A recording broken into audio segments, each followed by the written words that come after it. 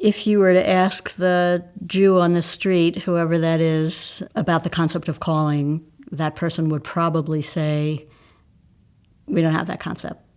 That's a Christian concept.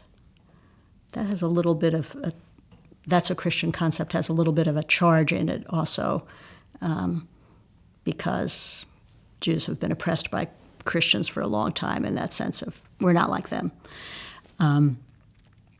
And it's true, looking back into the tradition, that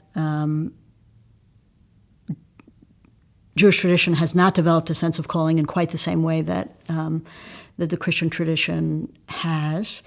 The strongest sense, certainly in the biblical text, of how God calls and commands is to the Jewish people as a collective, to the Israelites in biblical times, and then onward through history, that the mitzvot, the commandments that God articulates in the Torah, in the traditional understanding, that God literally wrote the Torah.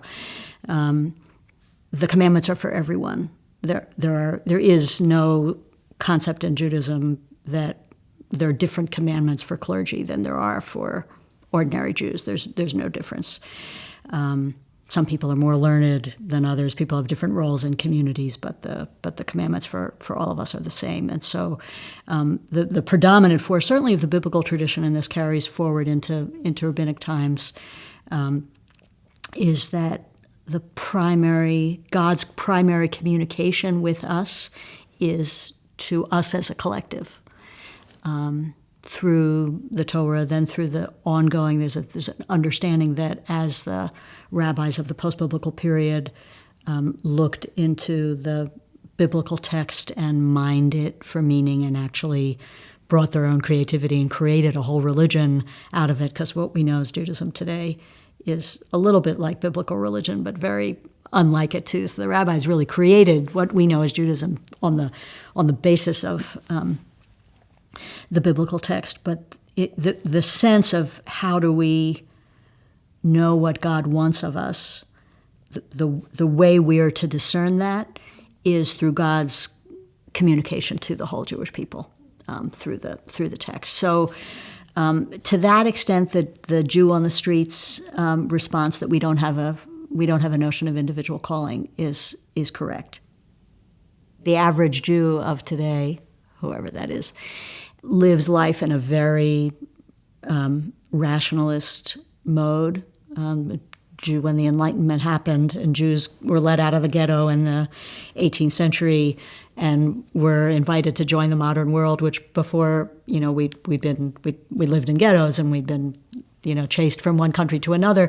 So when the doors began to open, Jews jumped on the opportunity to read sources of then contemporary, modern Jewish philosophy and so on. So the mystical tradition got defined during that period as nonsense or embarrassing or something. But that tradition is undergoing a revival now, even among non-Orthodox Jews. And when you look into that tradition, or with a more open-hearted way, even into some of the rabbinic teachings, there is a sense that while in the formal sense prophecy ended with the end of the literary prophets in the Bible, so none of us officially gets communication from God anymore. There's lots of stuff in the tradition that makes it clear that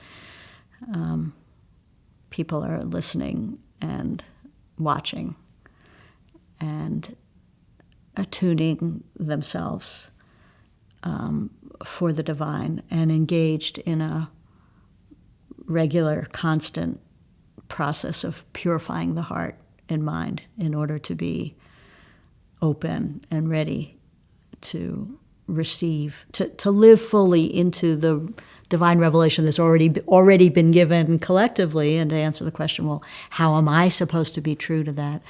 But even in some cases to be open to a particular direction that God may give. In the Hasidic, mystical tradition especially, there's talk about shlichut, which means agency or mission, literally from the word to send. There's language of sending in Isaiah says to God, "Here I am, send me." So that language of each person having a particular shlichut of something that they're sent toward. Them in particular, over and above what Jews are supposed to be. We're supposed to be just and God-conscious and kind and all of that, but some sort of specific direction. So you have to look a little more carefully to find the individual sense of mission or calling in Jewish texts, but it is there. It's kind of a minority voice.